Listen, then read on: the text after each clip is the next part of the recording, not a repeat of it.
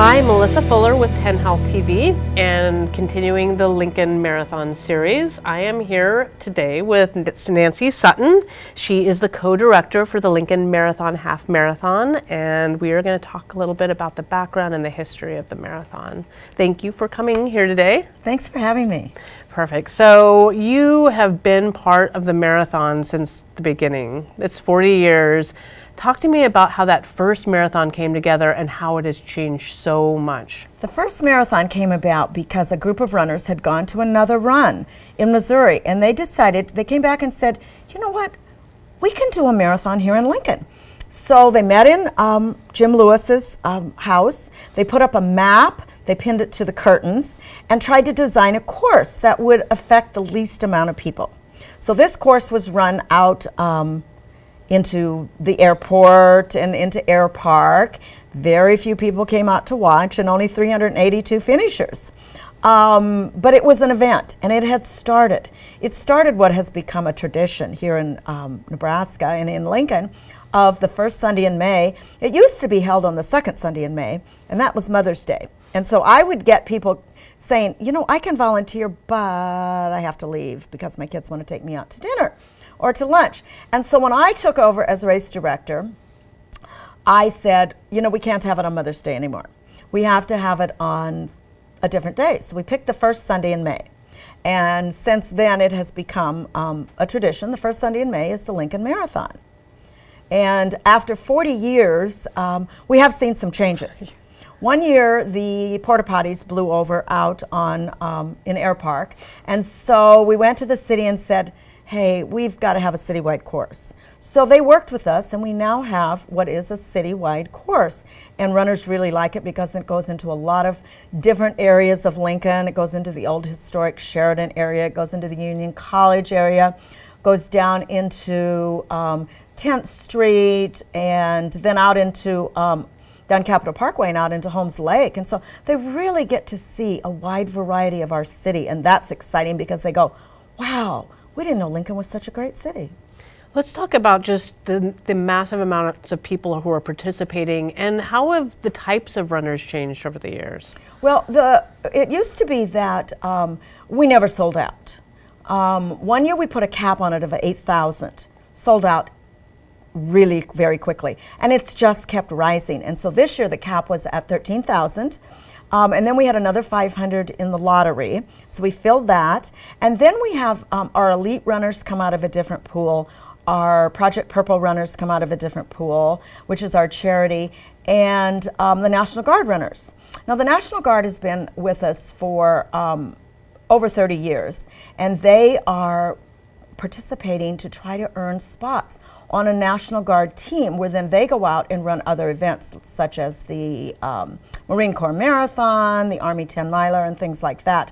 But they qualify here in Lincoln, Nebraska to do that. It used to be that the National Guard brought in private planes, or Army planes, Air Guard planes, and we had all this fleet arriving, and we'd get about 500 National Guard runners.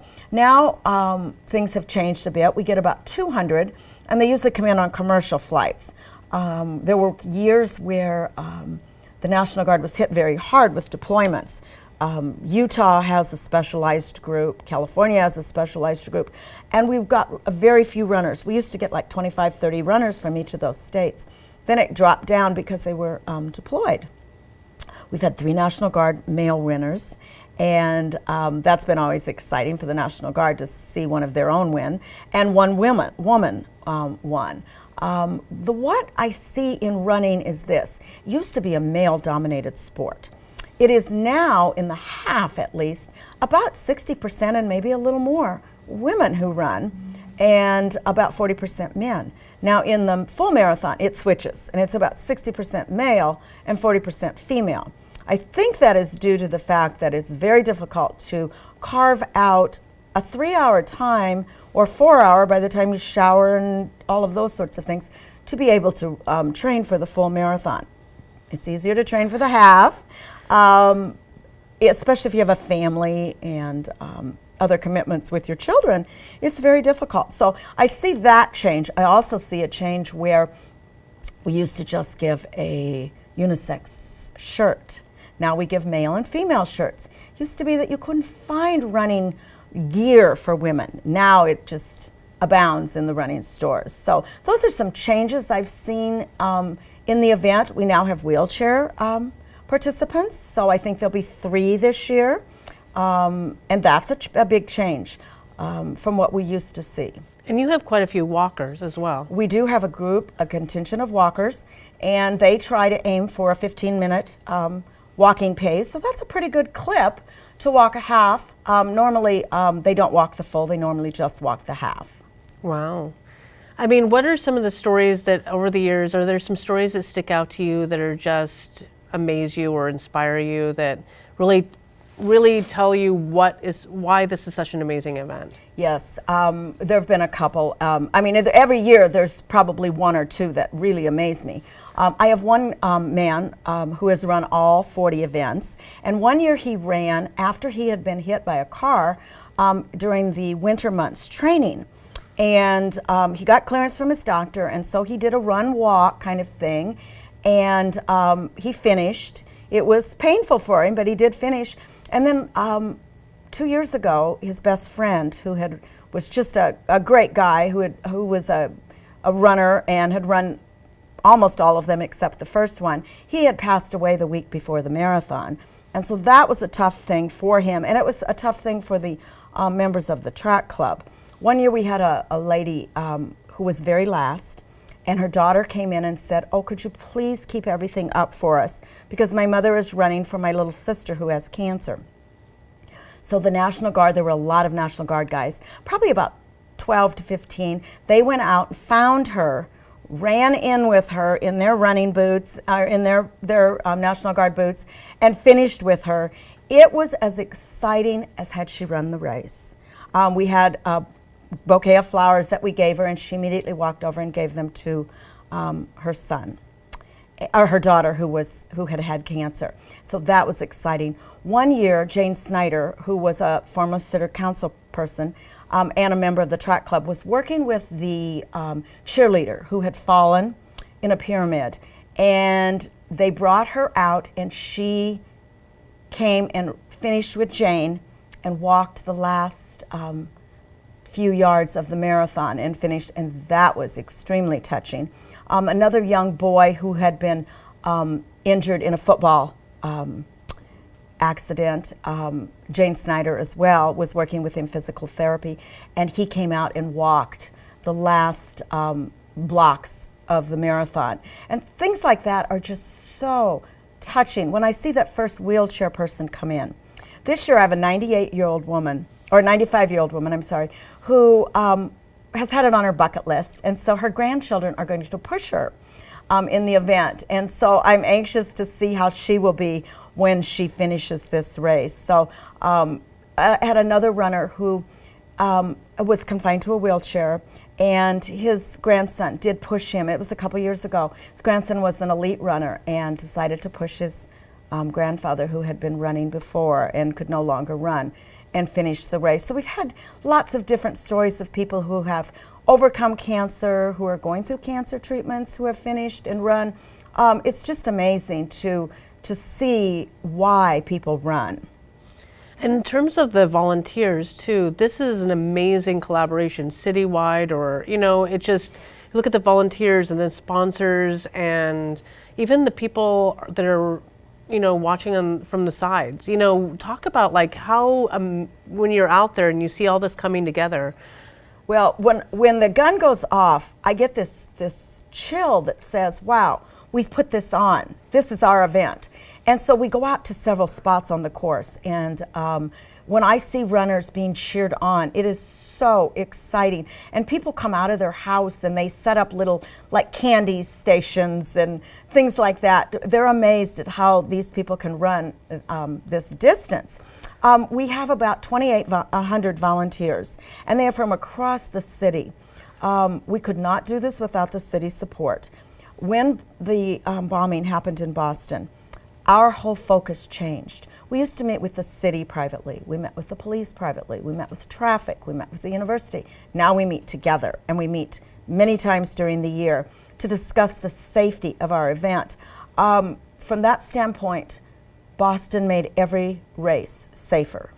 I can honestly say that everything is being done to make it as safe as it can be. If you look up in the sky, usually on race day, you will see the helicopter just watching the event, watching it unfold. We have a command center where all of the people come together and they're watching all of the streets that have cameras on them. It is amazing the amount of effort that goes into this.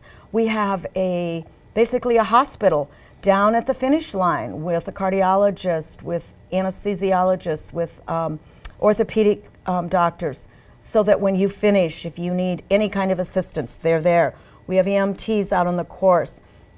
To pull all this together and bring everything together, it takes a great committee and great cooperation from everybody. Wow. I am excited to be there on the race day. I love the idea of being able to look around at the people around me and know that, I'm part of a bigger community of runners and supporters and the whole kit and caboodle. Well, lots of people say, I look for that person from Wyoming who I met years ago and we still run together. We do have pacers that are out there that will help you get through. Let's say you want to run an hour and 30 minutes in the half marathon. I have an hour and 30-minute pacer that will try to get you through. They carry signs. There's one at the beginning of the group. There's one at the end of the group. We have them for the full and the half. And people have said, they really help to get me through to get my finish time, especially if you want a Boston time.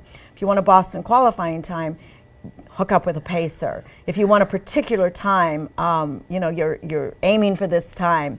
Even if you don't finish quite at that time, you'll be close to it. And these pacers are wonderful about getting you where you need to be and at the time you need to be.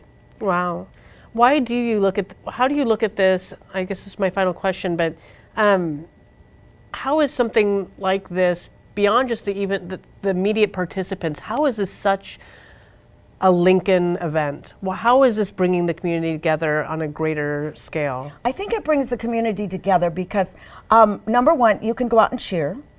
You can run for whatever reason. All you need is a pair of running shoes and a little bit of training. But you can go out and do this as a personal thing. I can run for whatever reason. I can cheer everybody along, even if I can't run or I'm choosing not to run. I can volunteer. And then the kids run the day before. These kids are out there. The Lincoln Track Club has a purpose for future runners. And so we want to have kids see the enjoyment of running. We want to have volunteers see the enjoyment of running. We have a sponsor who sponsors our water tables, and he said, I've watched this for years. I decided I'm going to do this. He's running the half marathon this year. He said, my goal is to run the full marathon someday. And so people just get excited. We want to show off our city. And people who come here say, wow, I had no idea Lincoln was such a beautiful city. I had no idea you had such friendly people. I had no idea that you were such a metropolitan city. And so I think we're proud to showcase our city. We're proud to showcase what Lincoln has to offer. Perfect. Thank you so much for coming, and I will see you out on the marathon day, I bet. We will see you at the finish line, Melissa. Thank you. All right.